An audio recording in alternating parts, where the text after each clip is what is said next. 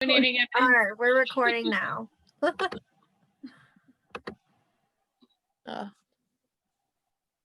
Hi, everyone who's just coming in. This is so cool. We're having so much fun. All right, we're already having a lot of fun. Sarah, get your wine. All right, does everyone have a drink? If you don't, go ahead and go get your drink. Chloe. It's Chloe.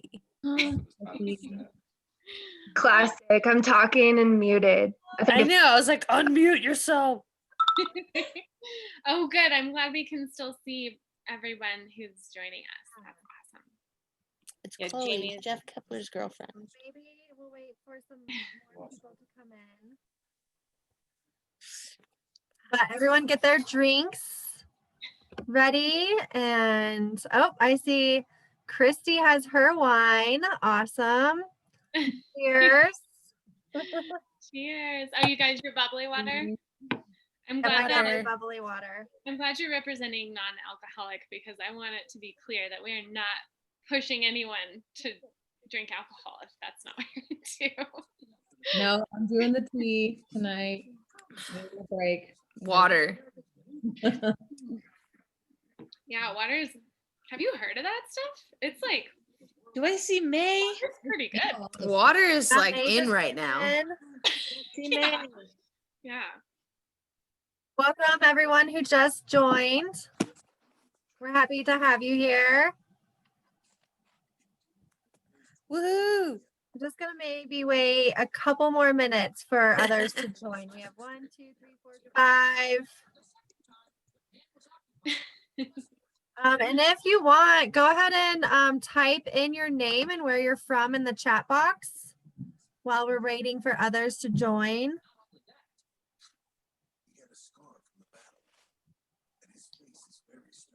I feel like we should all introduce ourselves, those who want to, because I want to get to know everyone. Those who want to introduce themselves. Yeah. All right, who wants to go first? Sarah? Wait, what? Am I going first? Yeah. Oh, okay. Yeah, you're the speaker. You're the main speaker. Okay, cool. We're doing it. Hey, everyone. My name is Sarah. I don't know if I've met everyone. I've met Chloe. And then I think I've met some of you online, but maybe not all in person. But I am a mountain guide and educator. I've been doing that for about 13 years. I've been doing kind of all different topics, all things Colorado. And I'm based in Gunnison, Colorado right now. I generally say that my hometown is Colorado, just because I've lived all over the state. So I'm really excited to chat with you guys all tonight. The plan for the night is for me to just kind of go through like my story, how I got there, maybe some like hiccups that I've had along the way and how I've managed through them. And then just kind of go through a list of tips that I've come up with, but mainly I really just love to kind of keep it casual and answer any and all questions you guys have that come up. So awesome. Thanks for taking your time to come tonight and speak with everyone. I'm Jamie. And I met Sarah through our yoga teacher training. We're both integrative yoga therapy teachers. And Sarah's the one that got me into splitboarding. I was able to borrow her board and split up Sunlight. And then after that, I was hooked. So that's how I know Sarah. And she's going to present her lovely love story with splitboarding. And she was raised in Colorado, and she could afford her own pass in high school, but now 14 years later along the path that now she's a guide and instructor and educator. She's still overcoming ample barriers and defining what it means to her to be a female mountain and splitboard guide in a largely male-dominated culture. And we just wanted this, the reason we put this series together is to bring women together so that everyone could connect with other splitboarders in Colorado and find ride partners and share their backcountry knowledge. And then just a little bit of housekeeping for the event. Type any questions that you have in the chat box. And Sarah can answer them at the end of her story. So thank you for coming. And we are really excited to get this speaker series going. We hope to do this maybe every couple weeks or once a month at least. So if you ever want to come on and speak, let us know. Send us a message in Women Who Splitboard Colorado. So Got it. if anyone else wants to introduce themselves, we can do that, or Sarah can get ready to present her story. It's all working. Just keep it turned down.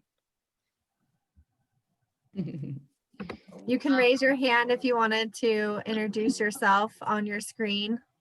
Yeah, let's make sure my speaker's on. I'm Rayma. I'm the main admin of Women Who Split. I'm like super stoked for tonight.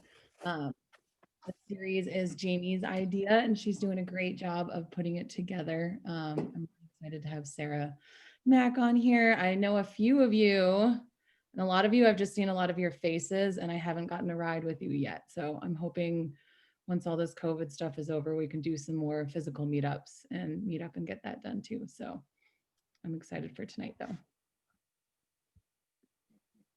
Heck yeah.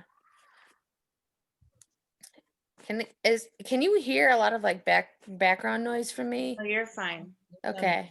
Because I can't hear anything like but you guys on the phone or on the headphones, but I was just hoping you don't hear like the background because we're also like I'm in the living room. I'm in a public space right now in the house. So I took somebody out of the room. So yeah. I can hear you.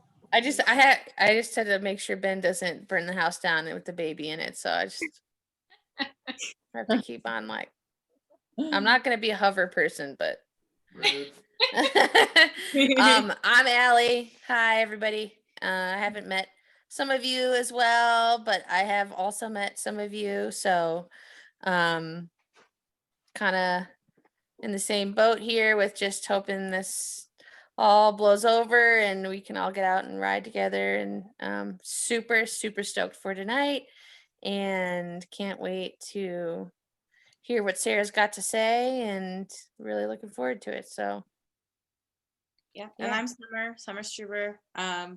I know May and I haven't met, well, obviously I know some of you other ladies that spoke already, but I haven't met some of these other beautiful faces down there. So I look forward to getting to know some people and hearing what wonderful questions y'all have later after Sarah's done presenting.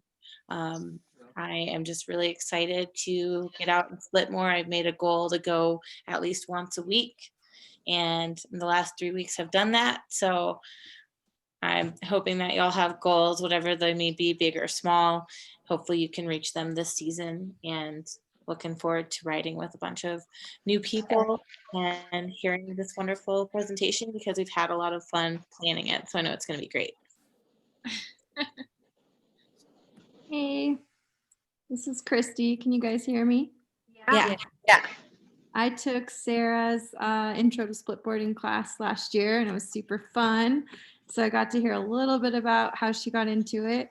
So I'm excited to hear more. And this is my 4th season in the backcountry. I've been out with Rayma a couple times, but looking forward to getting out with more ladies once COVID is hopefully past us. So nice to meet you guys.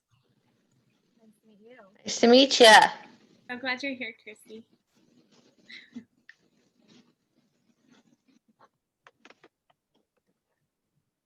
All right. Let's go ahead and get started. I'm going to share Sarah's presentation. Hi, kitty. And then I'm just going to mute everyone while Sarah is presenting, just so that we can only hear her voice. What? Okay.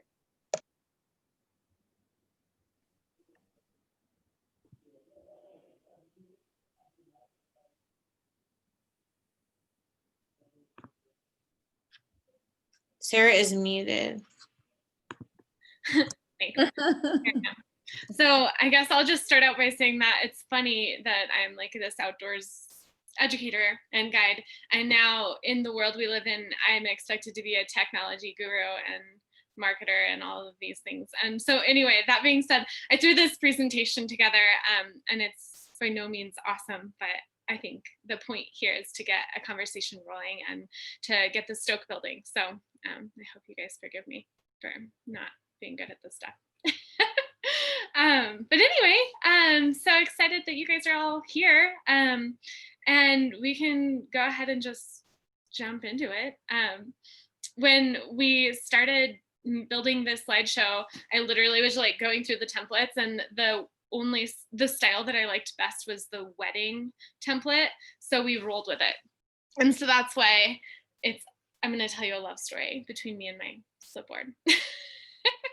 We can go to the next slide. Nice. So yeah, I am an AMGA trained Splitboard guide and rock guide, and that's the American Mountain Guides Association. I'm also a certified single pitch instructor. I've been an educator for 13 years. I've been snowboarding for 14 years, and I've been traveling in the backcountry for 12 years. So I kind of just like went right into it. I'm also just a friendly goofball, and that is kind of a part of just how I've had to carve my own space in this world of guiding, where there's not a lot of friendly goofballs in this world. So we can go to the next slide. Cool, thanks. So our story, me and snowboarding. I started in 2006 when I got a board from a pawn shop that was taller than me, and it was maybe one of the first Burton boards that was ever made, and it had like pixelated, it's this one right here. I found a photo of it, and I just felt all warm because that was what I learned on. It was like taller than me, and it was wait, I can't see my slides, and it was $40, and it was awesome. And I got people stopping to comment on it constantly when I was at the resort, telling me how cool of a board it was. But I think they were just making fun of me because I did not know how to ride it, and it was just like way too much of a board to throw around. So I ended up breaking my tailbone the first season I ever tried to snowboard, having taken no lessons, which I don't recommend. And I tried to blame it on a skier, but really I just was bad at snowboarding. And so then that was when I first started snowboarding, was when I could afford my own pass and when I could start driving myself to the mountains, because I was raised not super well off. My parents didn't have the whole world to give to me, so I really had to carve my own space, you know, from childhood to where I am now, really by my own means. And money has been kind of like a huge underlying like common denominator. It's been really, you know, tough to make it all work, but so we can totally talk more about that. So then I came to college and I accepted a job at Sports Authority only because I got a pro deal on a snowboard. And I literally stopped working there maybe like shortly after, not kind of purposefully, but shortly after I got my snowboard, I stopped working there.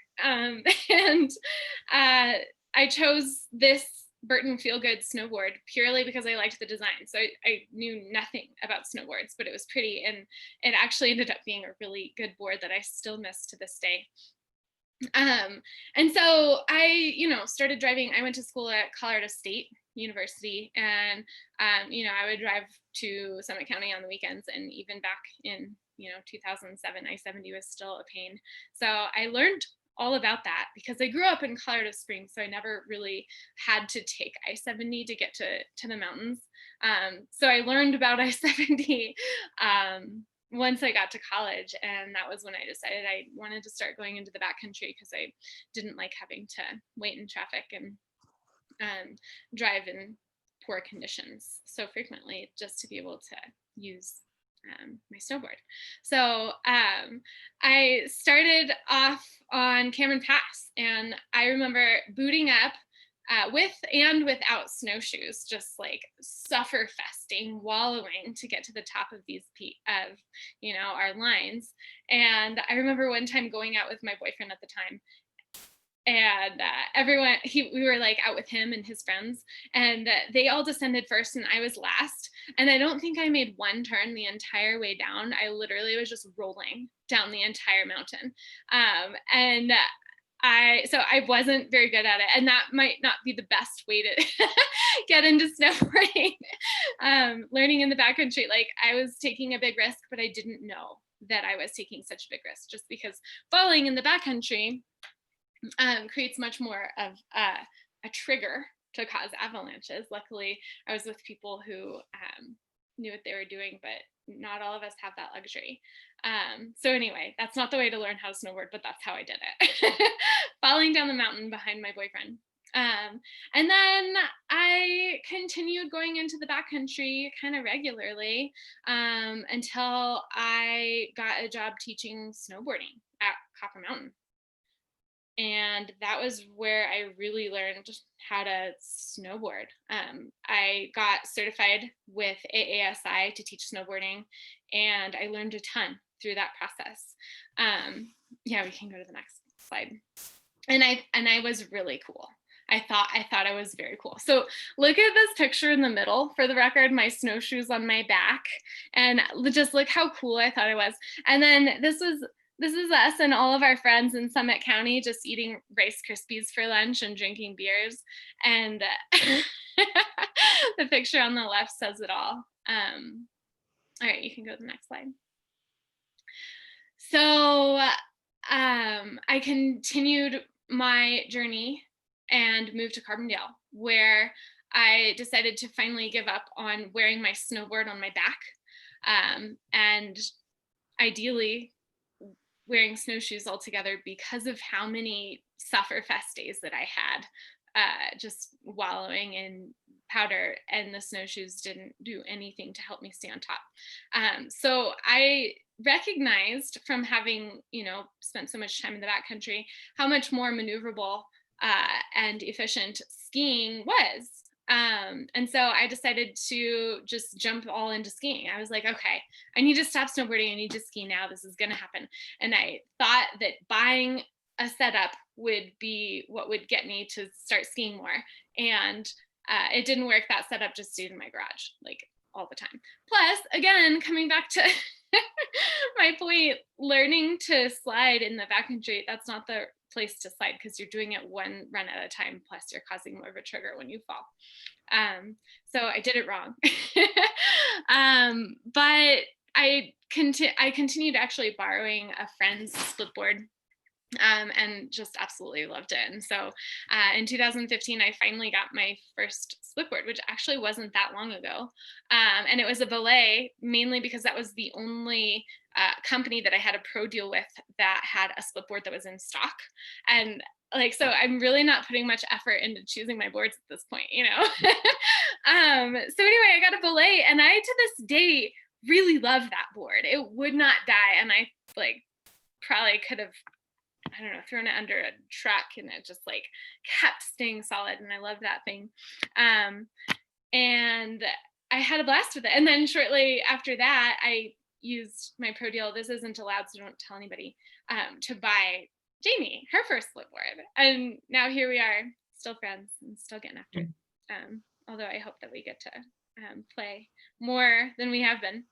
So then 2015, I got dumped. And I don't know if this makes sense or if any of you can connect with this, but I decided that it would be a good thing to prove my value to myself by throwing a whole bunch of spaghetti at the wall to see what stuck. And so I signed up for the American Mountain Guides Association single pitch instructor course. And that was literally out of a place of just sadness and this idea that I didn't think I had value of my own. So I had to kind of create these outside sources of value, which feels unpure. However, it's one of the biggest catalysts that's gotten me to where I am today. So after I took my SBI, I once I signed up for my SBI, it was like 6 or 10 months down the road. And I was supposed to have already known how to trad climb before signing up, and I didn't. And so I decided I needed to probably learn how to trad climb, which is, I don't know if you guys climb at all, but it is a traditional form of climbing where you place your own protection and there are no bolts in the rock. And so I had to learn this in a hurry, and I did. And I passed the course, and then I took the exam a couple months later and passed. And that was a huge turning point in my life, because after that point, so many opportunities opened up for me. And that was where I really began rock guiding, pretty full on. And from there on, to be able to recertify my single pitch instructor certification, I either had to take the exam again or take the rock guide course, which is the next level up. It's a 10-day course. And so I just decided to take the rock guide course. And that was where I met Angela House, who's the president of the board of directors of the American Mountain Guides Association. And she's since become one of my biggest, greatest mentors. And it was incredibly inspiring, just being able to be mentored by her throughout the course of this course. And, you know, anytime I see women doing this, whether, you know, they're getting started or like have so much to teach me, like well above my level, I just get excited. There's nothing cooler in my mind. And that's kind of my biggest goal, is to band us all together and to just lift us all up as much as I can. And so then last season, I took the ski guide course on a Splitboard, and I am the only, as far as I know, female to do so in the state of Colorado. So I also took the AIARE instructor training course last year. And then during that time, last year was also my first year being involved with Weston on their ambassador guide team. And Weston has been huge in helping me kind of pave and forge my own path. Last year, I spent a good amount of time just forging my own way by reaching out to a bunch of guiding services and being like, hey, I want to teach some intro to splitboarding courses for you, and I'm just going to make this happen. And that was kind of just my way of just being like, hey, there's a place for me in this world. Like, being a splitboard guide is hard enough because there aren't very many of us, and being a female in this industry is, you know, just makes it even harder because there's kind of, and I don't want to speak too generally because there's a lot of examples that will disprove what I'm about to say. But in my experience, I think there's a lot of cool kids clubs. And my kind of greatest goal in life is to avoid the cool kids clubs at all costs. And so I kind of, throughout my experience educating and, you know, growing on this path, have had to intentionally weed out the cool kids who believed in, and then actively seek out the people who believed in me. But anyway, it was challenging for me to find a company who believed in me enough to give me a chance and let me start guiding and let me start teaching for them. Like, so I just kind of created my own way. Yeah, so we can go to the next slide. So I've learned a lot along the way. And my first big lesson was right after college. Everything up to that point had been paved for me. So I already knew, like, once I got done with 8th grade, well, I was going to go to 9th grade next. And so after I got done with college, my path wasn't set for me. And now I was, like, for the first time ever, in charge of my own destiny. And I didn't know what to do with it. It was a huge burden to know what was next. And I kind of fell into a deep, dark depression until I realized that it's not a matter of what I do next. It's just what I'm going to do first. And I think I messed up until, I don't know. We should probably delete that off the slideshow, but that was a huge thing for me because I have all of these hopes and dreams and things that I want to do. And I don't know what to do first, but I just want to do all of them. But I just decided it's, you know, it doesn't matter. everything's going to happen when it's meant to happen. I just need to make one choice now and start there. And so the next thing that I learned was how to throw spaghetti at a wall. And what I'm recommending that everyone, or you all and everyone, do is that you try to do it safely and maybe in a less haphazard way than I've done it. My kind of idea and way of living is to build the castle first, to create the dream and pretend that you have the dream and like sign up for the SBI course when you're not ready yet. And then like struggle and do everything you can to like get ready to build the foundation under the castle that you've already built. And that has taken me a long way. However, it's felt rushed. Even though I've taken 3 AVI1 courses prior to having moved forward in my training, I felt like I actually did take it slow when it comes to the backcountry. But a lot of things in my life I've just rushed into, and I don't think that that's necessarily the best way to do it. However, it's taken me far. And I think when it comes to the world, the guiding world, like I was saying earlier, I feel like that there's a lot of cool kids clubs, and there's a lot of people who don't believe in me, and there's a lot of people who I've had to like try to prove myself to. And it's like sometimes I guide specifically male populations who don't like think that what I'm saying is true. And the biggest thing that I can do to manage those relationships is to stay confident, to speak articulately and loud.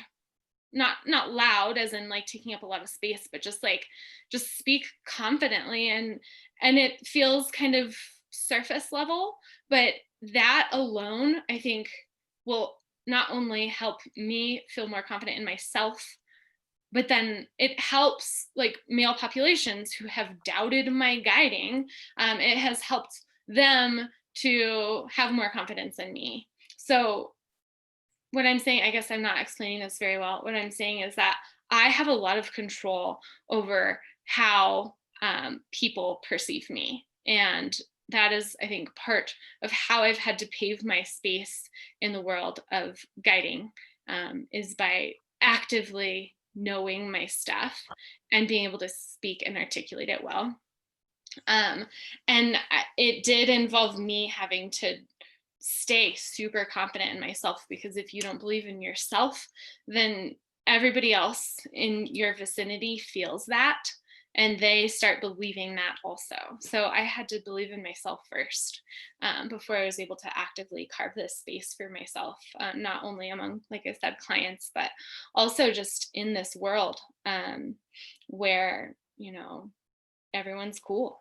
And what I had to do is, like I said before, actively weed out the people who didn't believe in me. And through that process, I think that I got sad and depressed oftentimes about, you know, being put down and kicked down. And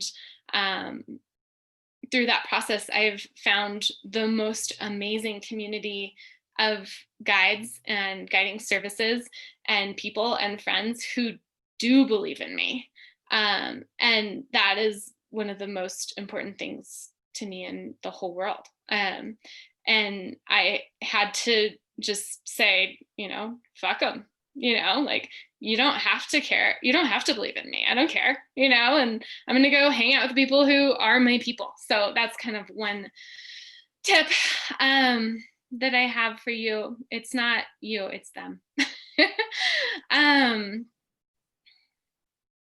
I've been told that I'm too bubbly to be a guide by 2 different women mentors. And I had to actively decide that I reject that the people who want to learn from me are the people who accept my bubbliness the way I come. And I think that there's not enough kind of people owning their power in this capacity, specifically in the guiding world, but just in the world in general, just come as you are. And the people that don't accept that, like, don't belong in your life. And so the clients that I've been actively carving out for myself are people who love me for that, and not are the people who judge me for being bubbly. Specific, like, and I say bubbly because that's specifically like what people have told me. Anyway, so now moving forward to some tips for you. So that's kind of my experience and my kind of deep learnings. And now for you, a lot of you are probably already well educated just from people who I know in the group. But the biggest thing to do is to get educated, and the education never ends, which is what's kind of so cool about the backcountry. You also have to maintain your education because best practices and the snow science is constantly evolving. And so to be able to do that, I'd recommend that you find a mentor, take a backcountry intro or avalanche course, take an avalanche course through AIARE, and there's other providers like AIARE or SAS that also provide amazing avalanche courses. And then you can continue your education by attending snow and avalanche workshops, which happen all over our state as well as surrounding states. And the cool thing about those is a lot of them are online, you know, in the world that we live in. There's plenty of books and resources and virtual talks, like Weston has recorded a bunch of their awesome talks. So definitely check those out on their website. And there's plenty of podcasts. Definitely never stop learning. The second one is to take your time. Unlike how I have kind of thrown spaghetti at the wall and built my castle first and then the foundation later, I would recommend that we're not in a hurry. And not only with your education and your experience building, should you not be in a hurry, but also just with your day-to-day tours. So before you leave for the tour, just take your time by making sure that your group is okay with, you know, slowing down to discuss your goals, and to check the weather and the avalanche forecast, and to plan your route, selecting appropriate terrain based on the conditions and goals. Then start your day willing to bail on your objective to find a safer slope if needed. And the next thing I'd say is dial back your terrain selection. The best thing, so specifically in Colorado, there is never certainty with the snowpack in Colorado. That's just the way it is. And the way that I've chosen to live my life is I generally try to keep it under 30. Like, no matter how many years of experience that I have, I really like staying alive, and I don't have as much fun when there's a lot of uncertainty in terms of which slope is going to slide. And the best way to combat that is I just stay on terrain that's under 30 degrees, and then I'm happy. And 30 degrees is like a blue in resorts, so you can have a lot of fun still. We already know that you're really rad, but the backcountry isn't the place to prove it. And sticking to low angle terrain is especially great to do while you're still building your experience and your education. The next is give yourself wide margins for error. So the closer you thread the needle near suspect slopes, the higher chance of remotely triggering a slide and thus risking the safety of your group or other parties. When in doubt, give yourself a wider margin than you might think. Next is don't follow blindly. This goes for a skin check as well as your partner. Definitely speak up with questions, observations, and concerns. And if you don't feel comfortable speaking up around the partner that you're with, then it might be time to find a new partner. Every voice matters and every veto counts. So don't assume the person ahead of you set the skin track in a safe place. Make sure that you're, looking at your map and just making sure that you also agree with where that skin track is. So the next one is know how to use your gear confidently. Practice a ton in a safe place and make sure you're confident skiing, riding, split skiing in all terrain before you head into the backcountry. I'd say specifically in off-piste variable conditions, at least blues in resort, it is ideal that you are confident in kind of all conditions before you head into the backcountry, where you don't have as much control over the conditions and the consequences can be higher. The next one is pay attention to your surroundings. 93% of all avalanche accidents are triggered by either the victim or someone in the victim's party. And so it's really important to avoid skiing or riding above or below others in avalanche terrain, and stay clear of public zones as well. I don't know if you guys have heard about that recent person who set off an avalanche over I-70, and now he's in some sort of like legalities right now. So yeah, just pay attention to your surroundings, and it's really easy to lose track of that, paying attention and staying aware when you're just, head down in the skin track, just like one step in front of the other, or if you're just like loving it with your friends and just chit-chatting, it's really easy to fall into that. So practice, and I would also say that your bandwidth is narrower than you might think, meaning if your bandwidth is occupied by being cold or being unfamiliar with your equipment, or if it's being occupied by strange social dynamics between you and your partner or partners, then your bandwidth is now less available to take in your surroundings. And so it really is important to know your equipment for that reason, so that you can actually stay aware, and make sure that you go out with a partner who you feel really comfortable with. Because social bandwidth doesn't seem like a consideration, but it really does take up important space that you need to be able to stay aware. Definitely become familiar with the CAIC website and check it frequently to maintain your familiarity with the snowpack where you frequent.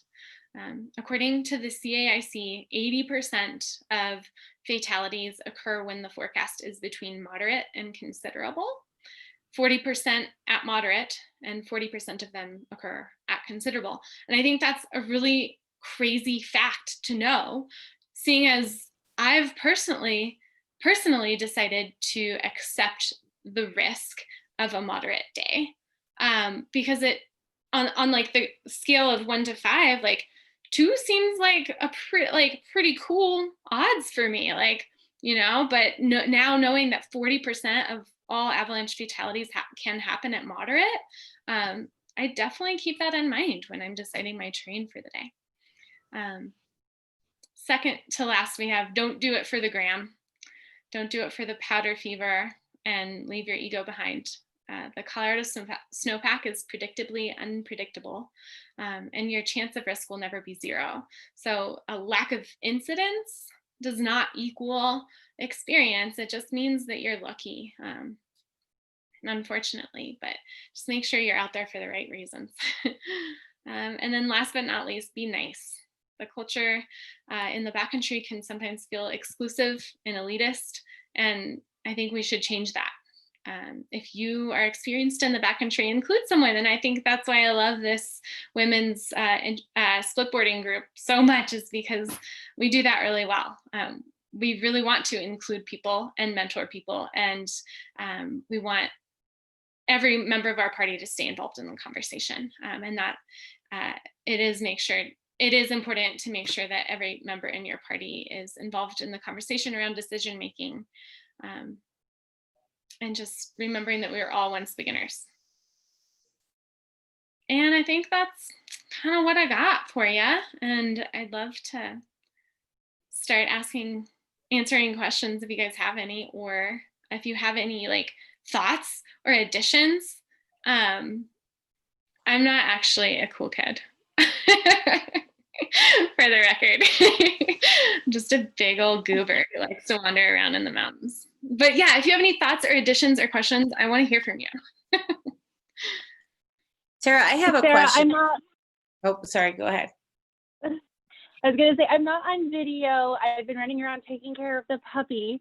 But thank you so much for sharing this. This is so awesome to hear and to see, and I love your energy. How can we get connected and ride with you? Oh my God, I'm glad you asked. We should go to the next slide on the, because my information is there, but I'll also just add it to you should friend me on Facebook and find me on Instagram. And I want to be your friend. I feel like if I were a dog, I would be a golden retriever because I just want to be everyone's friends. Okay, so I'm going to add my information to the chat window as well. Everyone, we were going to start taking questions as well. And we were just going to have everyone type into the box your questions, and I'll read them out just so they don't all come at once. Also, Sarah, I've never heard your whole story, and I absolutely love it, and it's super inspiring. And yeah, thanks for sharing that. I really appreciate it. I think one of the cool things about being in the backcountry is it really does kind of help you find your voice a little bit. You're kind of required to if you need to speak up in a group. So that's kind of one of my missions in this group, is to just have everyone support each other and just kind of develop the confidence to be able to speak up when you're out there, because there's been plenty of times when I knew I should have said something and I didn't, and it takes time to grow that confidence. So it's awesome to have a group of girls and support and to develop that. So I love your story. Thank you.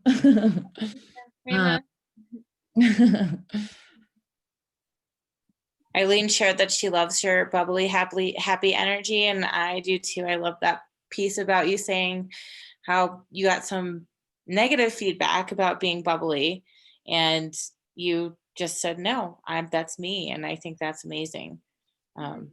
I have a quick question. I was splitboarding in Steamboat the other day with my friend, and it's only her second time on a splitboard. First time, she did a great job going up Ajax, no problems. We went to Rabbit's Ears Pass, and her skins refused to stick to her splitboard. So what are your tips for making the skins stick?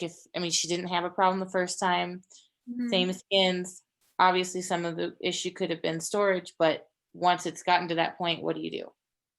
So it's funny because everyone says during the summer and during the off season, store your skins in the freezer. But then what I would say is during the winter, you want your equipment and your skins to be warm before this day starts. And I don't know like how she started her day, but I like to make sure I bring in my equipment like to thaw it out, and my skins to make sure that they start dry and warm before the day even begins, because I think they stick a lot better. She had them in the hotel room. She did, and her equipment as well. Mm-hmm. Oh, were they new skins or? They've only been used one time in the spring and one time now. They're black diamond. I don't know if that makes a difference. I wonder what I'm thinking about right now is that I know that some skins, if like when you cut your skins, if they're not like pulled really taut and like straight, then you might cut them kind of diagonal and then like ever so slightly, and then when you actually stick them on your board, there might be like a part of the skin that's kind of like lifting up in one point. Maybe that could be something. And I definitely welcome any other women here who have any advice on this, because I don't know other than that, unless she just didn't cut them straight. Yeah. We had an experienced guy cut them for us. What?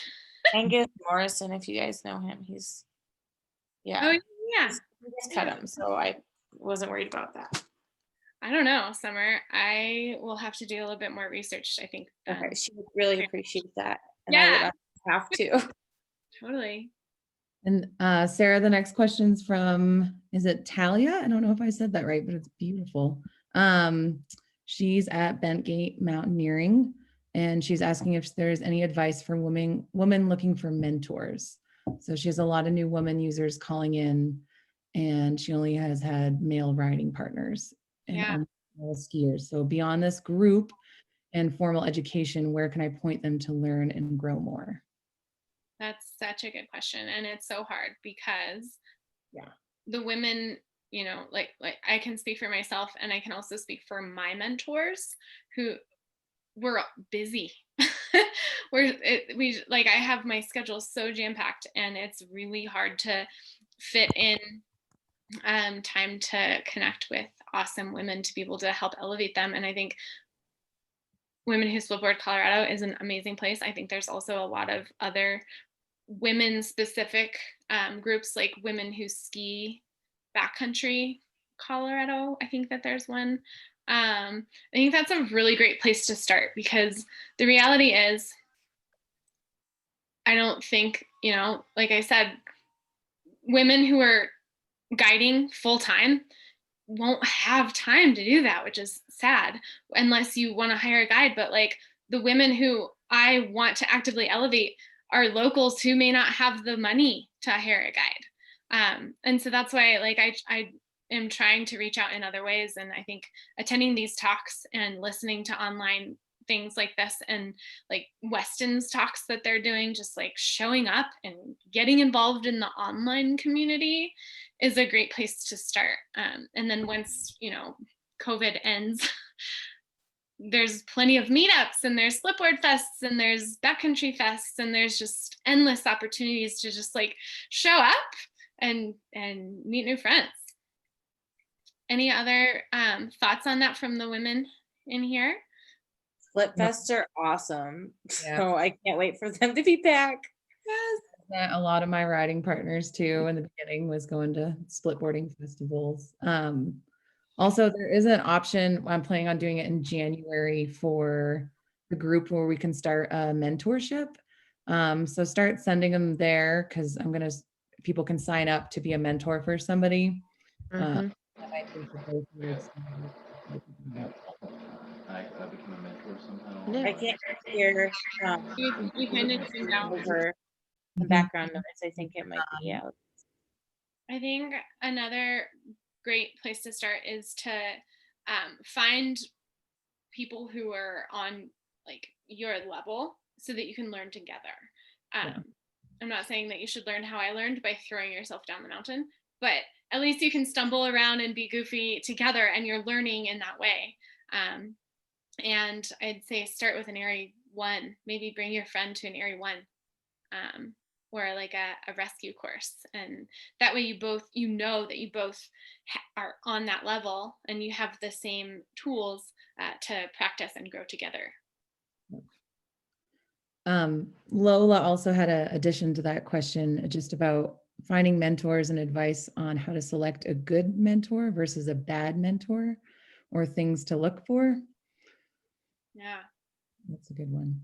no, that is a good one, because you know, you don't always know that the people you're out with are making great decisions if you don't have the education and background that they have, or to be able to base it off of. But I think that's where maybe like just checking their training level, and I think just generally assessing their, I don't know if this is maybe like the greatest thing to say, but their ego, because that's a huge human trap in the backcountry that can limit one's ability to make great decisions.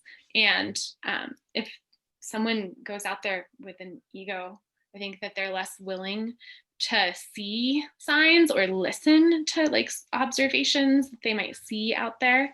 But then I'll also go back to maybe just make sure that person has at least taken an Area 1 and is willing to move slow through that framework with you, because it's designed with psychological sciences to limit human factors, human traps.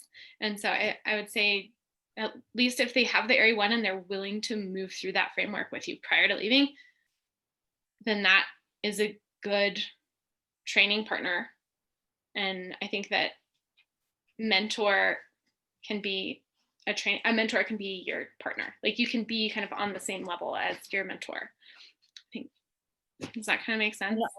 Mhm. Also with the book club that we have going on, I don't know if everybody's seen it, but we have Staying Alive in Avalanche Terrain as the reading choice for right now. And there's a bunch of different groups of 5 people so that everyone can kind of choose their own schedule and see what works with everybody and discuss the book chapter at a time.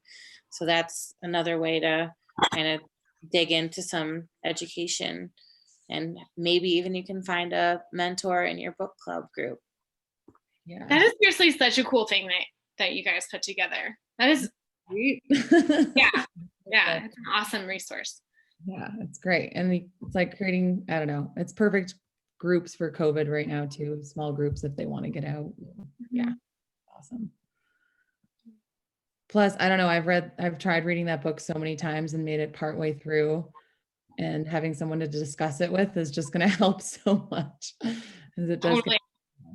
Yeah. Let's see here. So does anyone have any more questions they want to write in? Otherwise, I have a couple of my own. I just have a comment. I was happy to hear that you took your AIARE 1 3 times because I'm taking it again. And they tried to talk me into, since I've taken AIARE 1 and the rescue already, to take level 2. And I don't feel super solid yet. So I'm repeating it this year. So it's good to know like that you did that too, you know, so. Yeah, definitely. It's a lot. I now know, having taken the AIARE 2. So I took my AIARE 1 3 times, and then I took the rescue course and then went straight to the pro one. And then to be able to take my AIARE instructor training course, they needed to know that I had at least seen their AIARE 2 content. So then I had to go back in and just sit in on the AIARE 2. And having sat in on the AIARE 2, I now know that it's actually more accessible than you think. It's basically, it takes the same framework and it just elevates it, and it gives you just a little bit more, but it's like reasonable. It's not like it's on steroids or anything.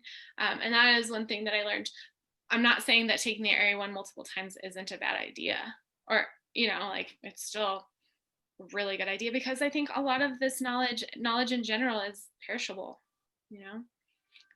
I think taking it like my first season in the backcountry, I didn't like absorb as much as I would have. Like now that I've been out there and been observing and doing it with other partners, like I think that I'll take away a lot more from it. So Heck yeah, because coming back to that thing that I was saying about bandwidth, you know, you can just take in more.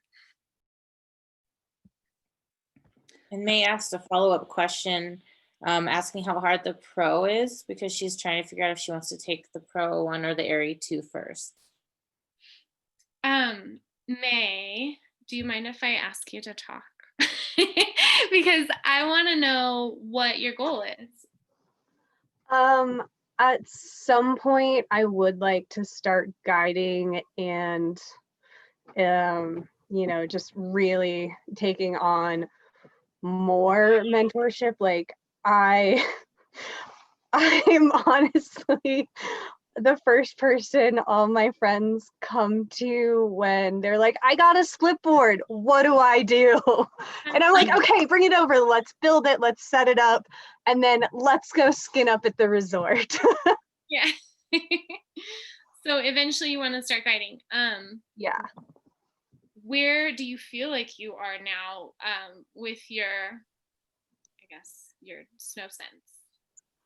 My snow science, I think I probably need a little bit more work and just kind of more in-depth knowledge on it as far as practicing skills. Like I've been really fortunate. I had a lot of patrollers take me under their wing early. And so it's definitely like practice is, you know, one of my favorite things to do. Just go dig. My best advice when I'm trying to teach people how hard it is to dig in avalanche terrain, I'm like, go dig that pile of snow that the snowplow just plowed up. That's an avalanche debris field. Yeah. So Okay. So yeah, I just wanted to like get more information about your goal, because the Pro 1 is very much like for professionals. And in that sense, it's really dense because there's a whole new language that you now have to speak. In the snow, I think I have it around here somewhere, snow weather avalanche guidelines. It's the SWAG book. It's literally a new language that you're expected to be able to communicate with by way of like how to identify each grain type and all other things. But in that sense, like the AIARE 2 will give you more practical skills and practice to like take with you, like directly into the field with your friends, and just get it. Really is like, it's practical. The Pro 1 is shaping you now to be able to communicate what you found to your system, basically, like however you record your observations, like to the CAIC and to your system and your guiding services database and more. But a large part of it is very much operational. It's like, how do you communicate this to a business? So I hope that kind of helps you. It's dense in that sense, but technically you're ready as long as you've taken that AIARE companion rescue. Okay. Yeah. So thanks. Yeah, totally. Do it, because I need more of you. Throw the spaghetti at the wall and build the castle first. Allison just wanted to add to that she's sure Sarah will answer in more detail, but you can always try an intro to splitboarding course. Check out Weston's education on their site. Yeah. Ask another question. Yeah, I think I was just adding in too about finding mentors. No, that's a great thing. Thank you so much for saying that, Ellie.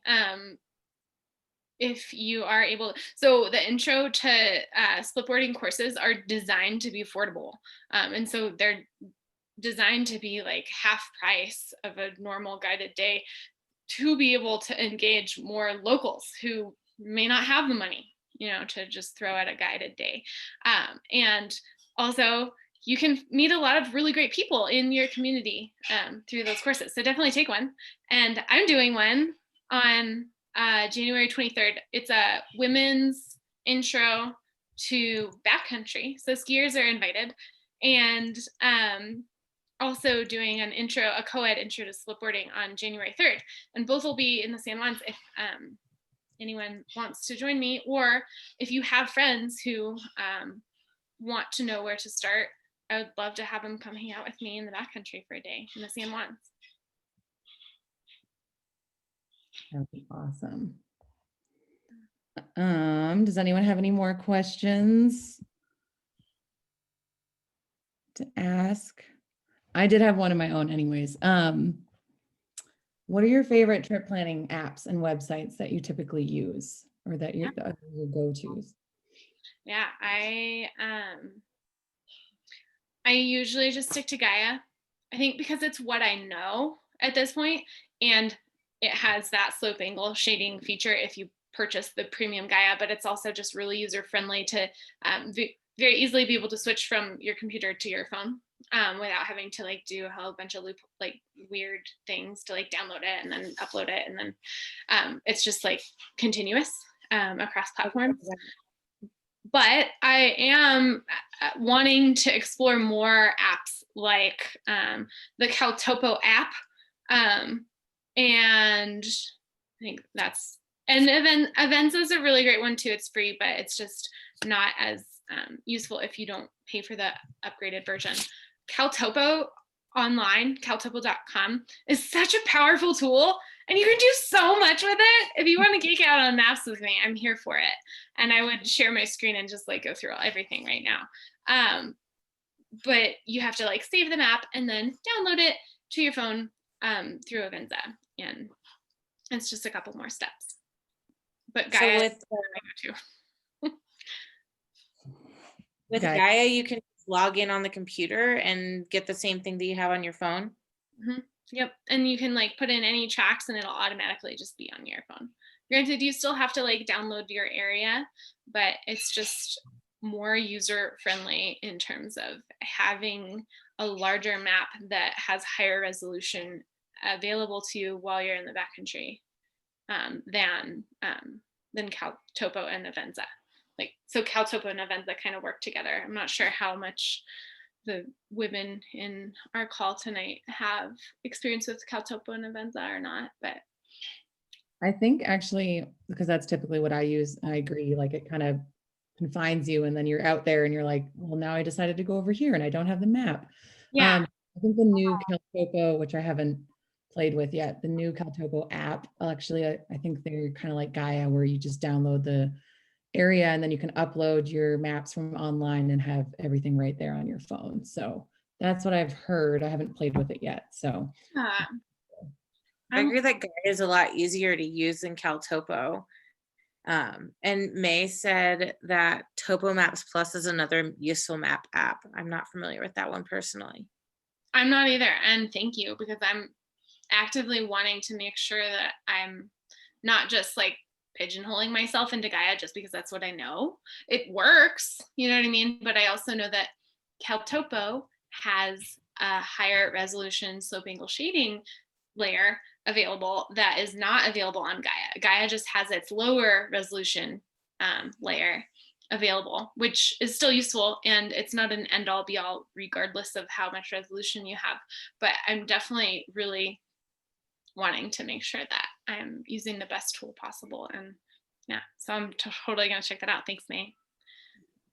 And CalTopo, the app, I want to just make sure that it's not just like user error. Like, I probably just have to learn a couple new things, and maybe it is really useful app. It's just a matter of learning it. no, I think you're right. I think they've changed it, and that's what I've heard, because before I didn't like the app either. So Yeah. Same At way. this point, I'm just like, if it's not broken, don't fix it. So I just haven't had the need to move out of Gaia yet, but I want to. If no one has any more questions, I was going to throw it back over to Jamie, unless anyone has any last thoughts or anything. We just wanted to say thank you so much for joining us tonight. This was really awesome to share knowledge. And Sarah, thank you for taking your time to share your story, your love story with your Splitboard. It was a great story. And again, if anyone wants to be a speaker, let one of us know, me, Sarah, Summer, or Rayma and Allie. And we are all here to help you with your speech and just get your voice heard. So yeah, that's about it for tonight. I just recorded the talk tonight, and we look forward to having another sip and split again with you. And yeah, reach out to us on Women Who Splitboard Colorado. Cheers. We hope that you have a wonderful night, and thank you so much for joining. For the record, can we just say we should plan our own little meetup, like maybe when conditions are by way of COVID, because mentorship is important to me, and we should all be friends. 100%. Yeah. I want to get out there with you ladies. I really do. Yeah. Also, Sarah, you kind of blocked it for saying you didn't know what you were doing. Oh my God, thanks for saying that. I was just like, I don't know. Here's some. I was like, yeah, right. You want some spaghetti? Here, have it. There's something special about other ladies being in the backcountry, and having this group is inspirational. So thanks for creating it. Hell yeah. Thank you, Sarah. You're awesome. Yes, thank you guys. guys. Bye guys. Thank you so much. Bye. I'll be the last one out. Okay. Okay. We powwow. Allie, let me see the baby. All right, hang on. Oh yeah, the baby. Oh my goodness. She's like, I'm sleeping. She's getting a fat face. Give her back to her daddy. future badass splitboarding chick. So Already working on the Tri Ladies. Exactly. yeah, we're working on She'll her be the knowledge youngest already. splitboarder ever. We Youngest can't splitboarder access to sweet boards. That's right. Safely. Very. Go on cat trips this year. Yeah, Ben's like, she's going on cat trips. ever. I want to come. She's tiny. Aw. That's All awesome. right. Well, you guys are badasses. Get out there for me. I still got a little ways to go, but hopefully by the spring I will join you. We got to get a So- backpack for the baby, right? Yeah. Yes. I know. I was hoping to at least go up to like Meadow Mountain, in a month or two with her and just get out and she's only, yeah, no, I would love that. It's just, she's only been outside like 3 times, so she'll get there. She needs some more fat on her bones, and then we can take her out. You can stay warm. And we will. We're gonna take her everywhere. I'm so excited. I hope she likes the snow and loves the snow, and like I will be so sad if she decides she doesn't like any of that. I'll be like, oh my God, no. She's our daughter. Of course she's gonna love the snow. I hope so. Both of you. Yes, we love it. So it would be weird if she didn't. Well, who knows? All right, well, I'm gonna sign off. Thanks for joining, Allie. Yeah, thank you for doing this. I'm so stoked about all this stuff. I love this group. It's been such a source of inspiration and encouragement and just general badassery. So keep it up, and I'll talk to you all soon. Yeah. Level high. Leave meeting. Eileen. She's not showing her face. Right. Well, I guess I should go because Jamie's waiting for all of us to get off. Yeah, she is. All right. Bye, ladies. Bye. Thank you, bye. Have a good night. Thanks, You guys. too. Everybody have a great night. Talk Okay. to you soon. Bye, ladies. Bye.